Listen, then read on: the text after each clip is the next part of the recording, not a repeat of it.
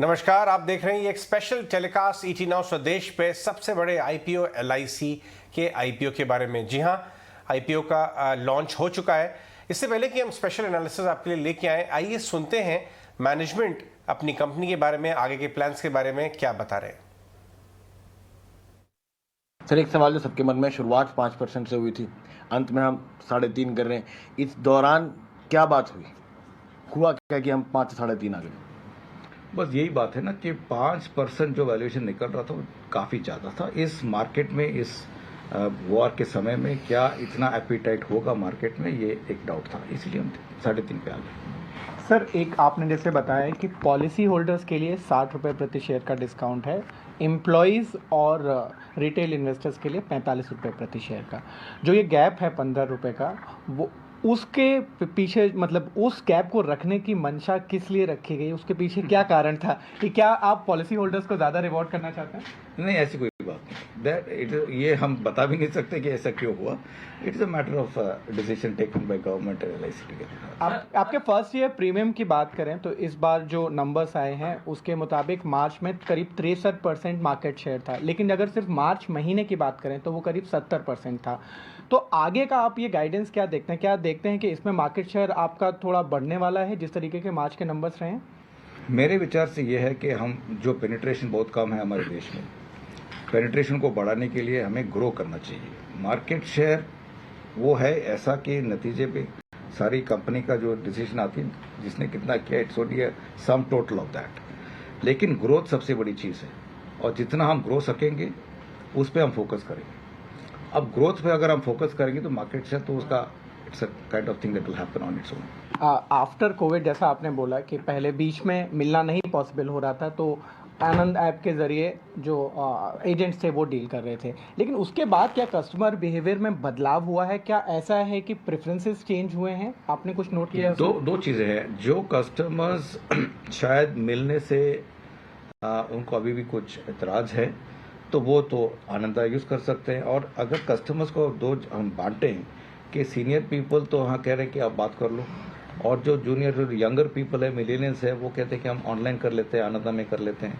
So there are both, so it is happening both ways. आगे जाके आपने कुछ एनालाइज किया है कि किस तरीके का मिक्स रहेगा बिटवीन डिजिटल और फिजिकल के बीच में? Slowly digital will increase, how fast it's very difficult to predict, but seeing that people are doing banking through the phone, they're doing everything through the phone, why not insurance? So that is possible now. And slowly, in fact, 42% of our agents, or 1.37 million agents, are millennials. They are younger people. So they will probably use this app more. They will probably ask their customers to even try out, online. So that is something that is working. Sir, RBI का जो नया नियम आया था उसके मुताबिक NBFCs 1 crore रुपए से ज़्यादा लेंड नहीं कर सकते हैं आईपीओ फाइनेंसिंग के लिए। उसमें कुछ गुजारिश की गई थी रेगुलेटर से, और साथ ही साथ मैं ये भी जानना चाहूँगा क्या सेबी से अप्रूवल मिल गया है जो 3.5% आप अभी शेयर बेचने वाले, चूँकि वो 5% से कम है, और एंकर इन्वेस्टर्स के लिए लॉक इन पीरियड अभी कितना होगा इस आईपीओ में? लॉक इन पीरियड वही होगा। आरबीआई से हमने कुछ मांगा नहीं है, क्योंकि जो भी है कानून है उसके आधार पे हम काम कर रहे हैं, बस beyond this we are not. Sir, एक सवाल था, इक्विटी इन्वेस्टमेंट जो स्ट्रैटेजी हमारी अभी तक रही है, क्या उसमें किसी तरीके का बदलाव देखने को मिलेगा? और अगर बदलाव देखने को मिलेगा तो किस लाइन पर बदलाव होगा? आत्मा क्या होगी उस बदलाव की? देखिए, पॉलिसी होल्डर्स जितने सारे हैं, अभी जो हमारा कॉम्पोजिशन है पार का, वो सबसे ज़्यादा है, और पार पॉलिसी होल्डर्स के लिए लॉन्ग टाइम काफ़ी इंपॉर्टेंट है। 15-20 साल का वो पैसा डाल रहे हैं, तो we have to be cautious in our approach. इसीलिए हम बाय एंड होल्ड की हम स्ट्रेटजी लगा देते हैं। ये चेंज कैसा होगा, कितना होगा, ये आज नहीं बता पाऊंगा, बट इस पर हम काम कर रहे हैं। ये थे मैनेजमेंट एलआईसी के मिस्टर एमआर कुमार, चेयरमैन, हमारे कॉलीग से बात करते हुए और इंडिकेट करते हुए कि आगे आने वाले दिनों में क्या फोकस रहेगा एलआईसी का।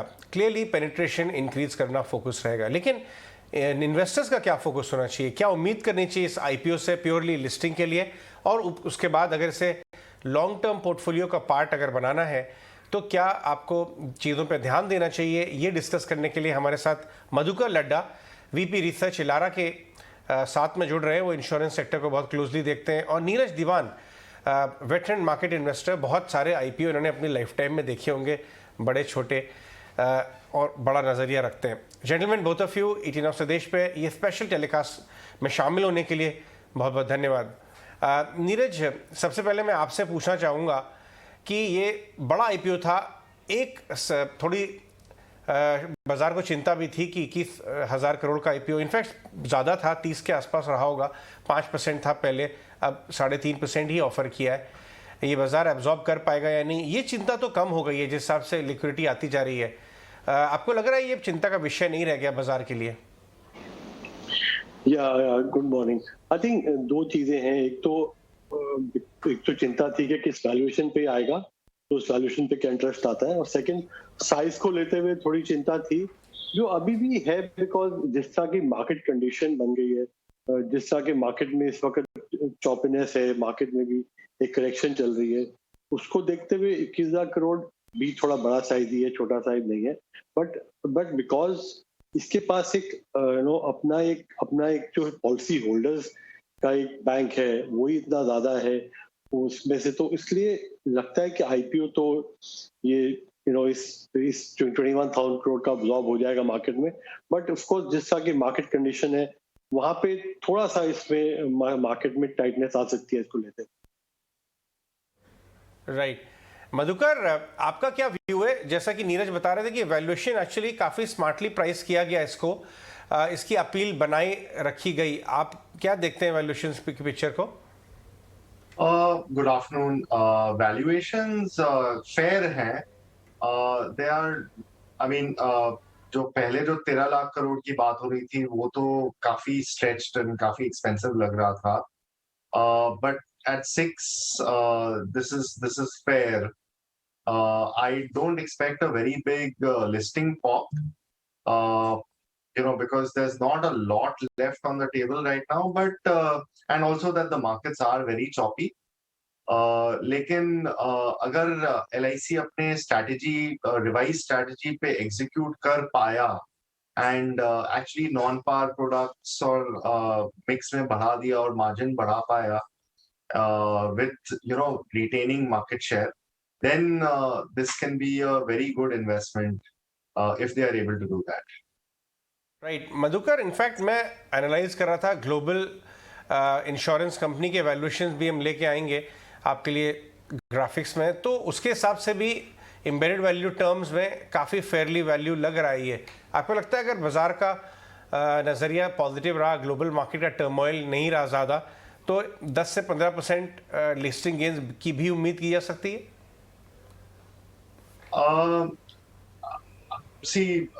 वैल्यूएशन ठीक है, but large part of LIC's EV is also listed equity mark to market gains, तो उस एलिमेंट को आई डोंट थिंक बहुत बड़ा मल्टीपल मिलना चाहिए।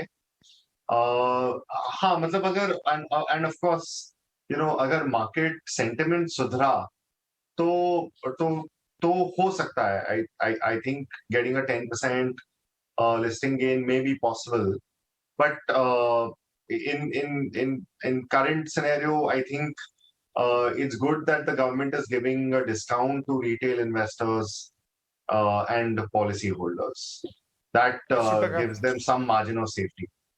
जी हाँ, margin of safety capital markets में 3 सबसे इंपॉर्टेंट शब्द होते हैं, इनका इस पे आपका ध्यान हमेशा बने रहना चाहिए। 40 रुपीज़ शेयर रिटेल इन्वेस्टर को डिस्काउंट है, 60 रुपीज़ शेयर पॉलिसी होल्डर को डिस्काउंट है। नीरज, किस तरह के इन्वेस्टर के लिए ये ऑफरिंग सूटेबल होगी? Long term 10-12% compounding kind of story बन सकती है, क्योंकि हम देख रहे हैं बहुत बड़े लेवल पे नए इन्वेस्टर्स मार्केट में आ रहे हैं, तो ये एक सेफ बेट भी हो सकती है लॉन्ग टर्म इन्वेस्टर के लिए?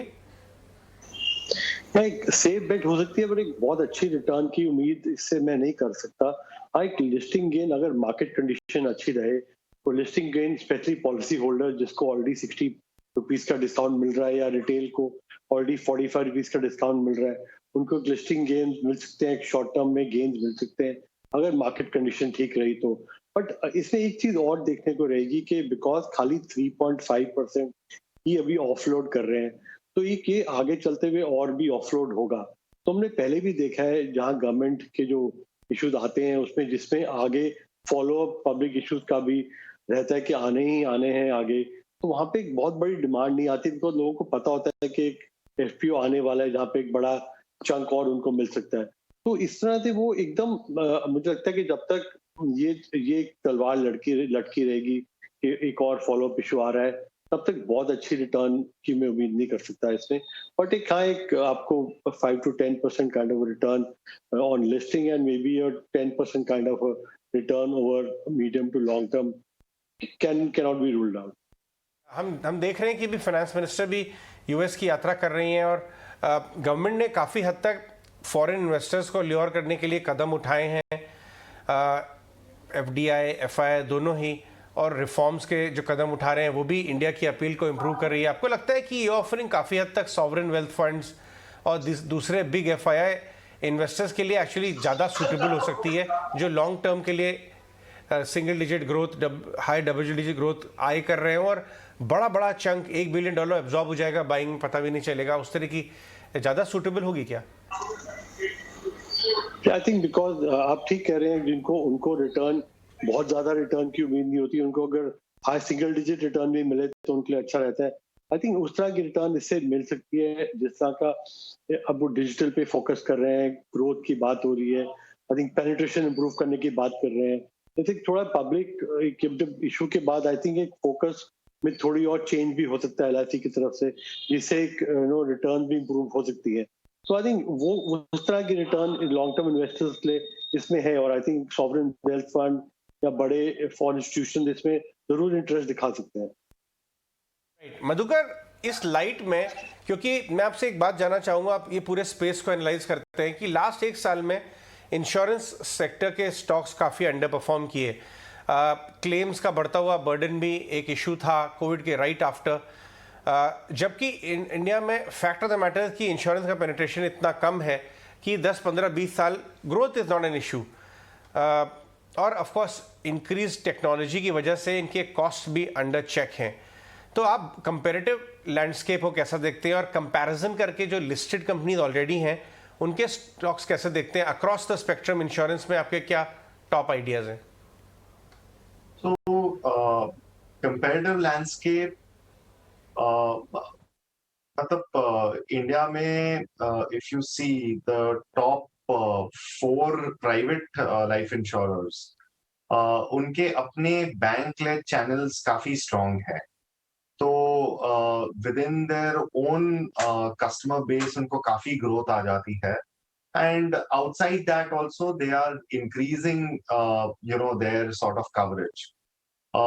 If you look at LIC's policyholders profile is a little bit more different than the private life insurers.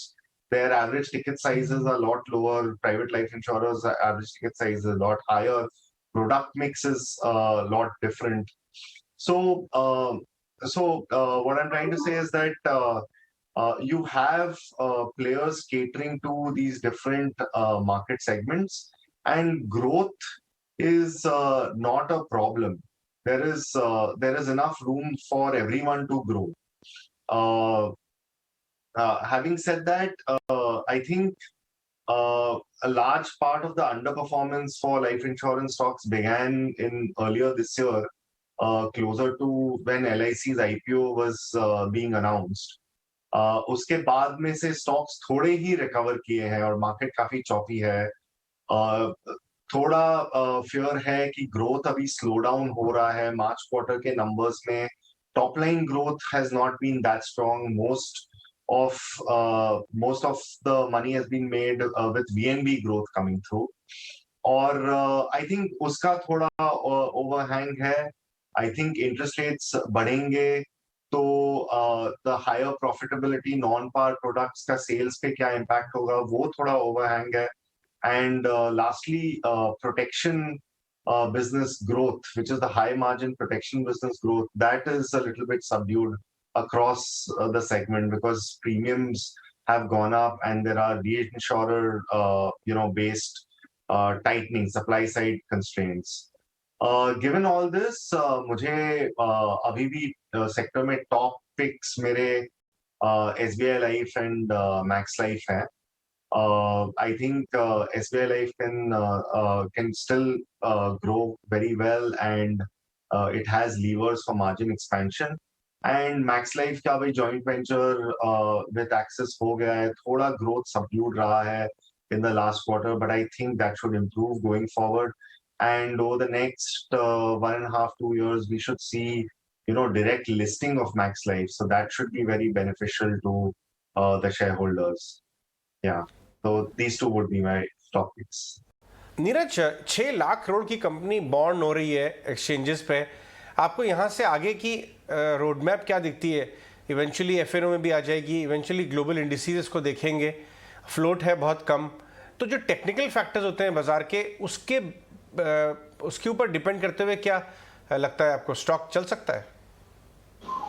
I think इसमें पहले देखना पड़ेगा कि किस तरह की डिमांड आती है। लेट्स सी इशू कितने टाइम सब्सक्राइब होता है, कितना इंटरेस्ट आता है, उसके बाद ही आई थिंक एक क्लियर व्यू मिल पाएगा। अदरवाइज अभी तो हम खाली गैस कर सकते हैं, और क्योंकि साइज इसका बहुत छोटा नहीं है, 21,000 करोड़ का साइज है, बहुत मल्टीपल टाइम सब्सक्राइब होना इतना आसान नहीं रहेगा इसके लिए। तो डेफिनेटली एक अच्छे इंटरेक्टिव वैल्यूएशन पे आ रहा है। बट देन जो दूसरी पॉइंट मैंने आपको बोली, फॉलो अप पब्लिक इशू का भी इसमें है कि वो जरूर आगे आएंगे, तो खाली 3.5% तो गवर्नमेंट ऑफलोड नहीं करेगी, और भी करेगी आगे चलते हुए। तो आई थिंक वो सब चीजें जरूरी होंगी देखने के लिए कि इसमें कितनी रिटर्न आगे चलते हुए आ सकती है। आई थिंक इंटरेस्ट कितना आता है इशू में, वो देखना बहुत जरूरी है। ये आईपीओ आपको कोल इंडिया का आईपीओ का याद दिलाता है, या क्योंकि आपने तो बहुत सारे आईपीओ देखे हैं अपने इतने लंबे तजुर्बे में, बड़े बड़े पब्लिक सेक्टर एंटरप्राइजेस के, तो ये किसके क्लोज है आपके हिसाब से? आई थिंक कोल इंडिया से थोड़ा कंपैरिजन इसको कर सकते हैं। आई थिंक साथ में जिस तरह की एलआईसी की बुक है, जिस तरह की इक्विटी इन्वेस्टमेंट्स हैं, आई थिंक एक डिविडेंड्स की भी अच्छी उम्मीद जैसे कोल इंडिया में आते रहे हैं, एक एलआईसी से भी कर सकते हैं कि इसमें अच्छे डिविडेंड भी आगे दे सकते हैं, ताकि इंटरेस्ट बना रहे और आगे भी फॉलो पब्लिक इश्यूज में काम आए। तो आई थिंक वो एक मुझे लगता है कि उम्मीद एलआईसी से हम कर सकते हैं। आपके पास इंश्योरेंस स्टॉक्स हैं अपने पोर्टफोलियो में, और हैं तो कौन से में बुलिश हैं आप? बेसिकली मेरे पास अभी कोई इंश्योरेंस स्टॉक नहीं है मेरे पोर्टफोलियो में, बट दो I like HDFC life insurance and I like ICICI Lombard in general insurance. आपने क्लाइंट से मीटिंग करना शुरू कर दिया क्या? एलआईसी रिलेटेड कॉन्वर्सेशंस आपके हुए हैं क्या? अगर कुछ आप फ्लेवर दे सकें, किस तरह के सवाल आपसे सबसे ज्यादा पूछे जा रहे हैं इस आईपीओ के बारे में? मधुकर? हाँ, यस, हाँ, नहीं, क्लाइंट से तो काफी कॉन्वर्सेशंस हुए हैं, and I think the biggest focus from clients has been what next? I mean, can LIC change? There has been a trend of declining market share. Can that change? Can he actually go and sell more guaranteed return, higher margin products? जो इन्होंने जो even surplus sharing ratio जो change किया है, what sort of an impact that can have for future returns for policy holders? Will that impact their market share going forward? So broadly in areas पे and additionally sort of valuations पे काफी discussion हुई। Valuation पे सारा discussion हो रहा है। Neeraj, financial space में इंश्योरेंस का क्लाउड बढ़ता जा रहा है। पहले इंश्योरेंस कंपनी प्राइवेट वाली धीरे धीरे लिस्ट होना शुरू हो गई थी, अब एलआईसी भी आके लिस्ट हो रही है। ये क्राउड आउट कर रहा है क्या टिपिकल लेंडर्स को? पहले एएमसीज भी धीरे धीरे आना शुरू हो गए, वेल्थ वाले स्टॉक आ गए, अब तो इनमें तो किसी को फाइनेंशियल्स की बास्केट बनानी है तो अब इसके अंदर एलआईसी ऐसी कंपनीज है, इंश्योरेंस एसेट मैनेजमेंट्स हैं, लेंडर्स हैं, बैंक्स हैं, तो फाइनेंशियल्स की बास्केट को इस तरह के आईपीओ और इंश्योरेंस ने काफी ज्यादा एनरिच कर दिया, नहीं? बिल्कुल, पहले फाइनेंशियल्स की बास्केट लोग बनाते थे तो खाली एक बैंक्स और एनबीएफसीज उसमें आते थे, तो अब तो इसमें काफी ज्यादा आपके पास वैरायटी हो गई है। आप कंपेयर कर सकते हैं whether you want how much in banks, how much in NBFCs, how much in insurance companies, how much in asset management companies. तो और इसमें कई जैसे एसेट मैनेजमेंट कंपनीज है, इंश्योरेंस है, वहाँ पे पेनिट्रेशन भी कभी भी काफी कम है, तो वहाँ पे ग्रोथ एक बेटर आ सकती है। तो रिटर्न वाइज जो खाली प्योर बैंक या एनबीएफसी जो पुरानी है उनमें इन्वेस्ट करके नहीं मिल रही थी, आई थिंक जो नई एनबीएफसी आ रही हैं और ये लिस्ट हो रहे हैं एएमसीज, इंश्योरेंस कंपनीज, जहाँ पे ग्रोथ बेटर हो सकती है एक प्योर बैंकिंग में इन्वेस्ट करने से। आई थिंक एक फाइनेंशियल बास्केट वालों के लिए एक ज्यादा बेटर रिटर्न मिल सकती है अगर ये डिवाइड करके डिस्ट्रीब्यूट करके इन्वेस्टमेंट करें। इनफैक्ट अगर मैनेजमेंट से बात करें, आप भी शायद आई एम श्योर अटेंड करेंगे कॉल्स, तो आप ऐसी कौन सी सवाल उनसे पूछना चाहेंगे जिसके हिसाब से ये कंपनी अपने आप को डिफरेंशिएट कर रही है मार्केट में और आगे चलते हुए एरियाज ऑफ इम्प्रूवमेंट, कौन सी ऐसी कुछ बातें होंगी? तो आई थिंक स्ट्रैटेजी पे एग्जीक्यूशन कैसे होना है एंड उसके लिए उन्होंने क्या क्या स्टेप्स लिए हैं, क्या प्लान्स किए हैं and what sort of 3-year 5-year vision do they have for these parameters. I think that that will be the key focus. Neeraj, आप क्या कहना चाहेंगे? क्या आप इसके पॉलिसी होल्डर हैं क्या? आई एम श्योर कहीं ना कहीं फैमिली में जरूर एलआईसी के पॉलिसीज होंगी आपके यहाँ भी। डेफिनेटली आई थिंक वो हर फैमिली में एलआईसी की पॉलिसी तो जरूर है, एक सबकी फैमिली में होती है। बिल्कुल। आई थिंक मुझे लगता है कि किस तरह की मार्जिन इंप्रूवमेंट होगी इसके, बिकॉज कंपैरेटिवली वैल्यूएशन सस्ती है और अगर ये अपनी मार्जिन इंप्रूव कर सकें आगे चलते हुए तो आई थिंक एक अच्छा इंटरेस्ट बना रहेगा और फॉलो अप इश्यूज में भी इनको काफी हेल्प मिलेगी उसकी। तो आई थिंक वहाँ पे ये क्या स्ट्रैटेजी होगी मार्जिन इंप्रूव करने के लिए, आई थिंक वो एक बहुत इंपॉर्टेंट पॉइंट होगा। मधुकर, आपको क्या लगता है कि यहाँ से कैपिटल गेन्स बनेंगे? 2-3 साल 4 साल का व्यू लेके डेफिनेटली बैठना चाहिए, कंसिडर करना चाहिए।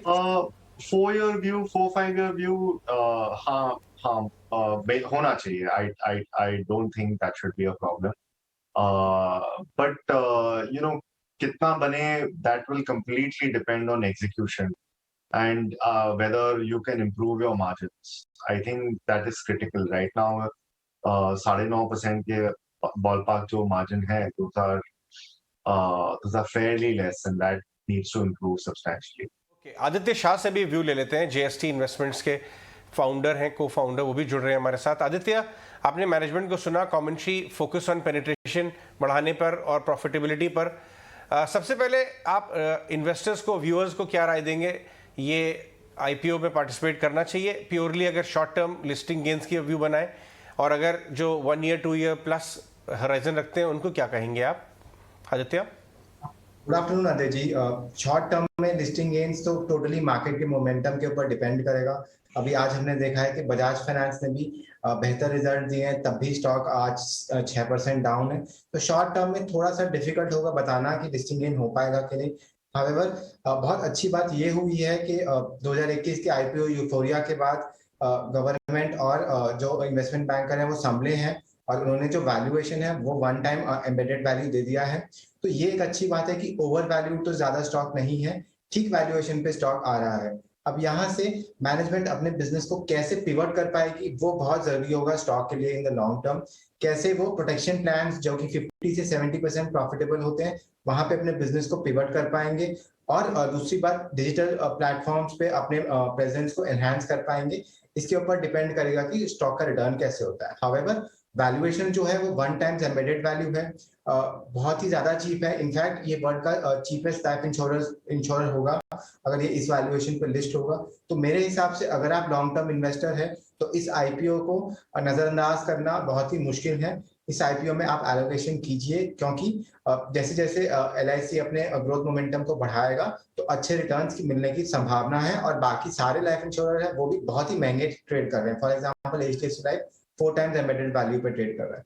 तो जैसे जैसे मार्जिन इंप्रूव होंगे प्रोटेक्शन बिजनेस में कंपनी आगे बढ़ेगी, कंपनी के रिटर्न्स भी अच्छे आएंगे। तो मेरा शॉर्ट टर्म में व्यू बहुत मुश्किल है बताना। हाउएवर 2-3 साल का नजरिया है। अगर आप लॉन्ग टर्म इन्वेस्टर है तो इस आईपीओ में श्योरली अप्लाई कीजिए, और पॉलिसी होल्डर्स को तो बिल्कुल ही अप्लाई करना चाहिए क्योंकि वहां पे डिस्काउंट भी मिलता है। राइट। आदित्य, वेरी क्विकली, अगर किसी को 2 to 3 ईयर प्लस व्यू लेना है तो क्या ये 10-12% कंपाउंडिंग टाइप का इन्वेस्टमेंट एवेन्यू बन सकता है?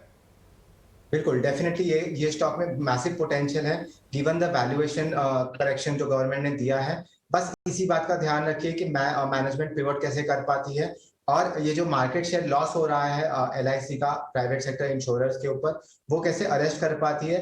मैनेजमेंट बहुत कॉन्फिडेंट है कि वो उसको धीरे धीरे अरेस्ट करने की कोशिश करेंगे और प्रोडक्शन प्लान्स को भी आगे बढ़ाएंगे। तो मेरे हिसाब से आराम से 10 से 12% की कंपाउंडिंग स्टोरी बन सकती है। हावेवर अब धीरे धीरे स्टेडीली कंपाउंड करेगी कंपनी, ऐसा नहीं है कि कोई स्पेक्टेकुलर रिटर्न देगी।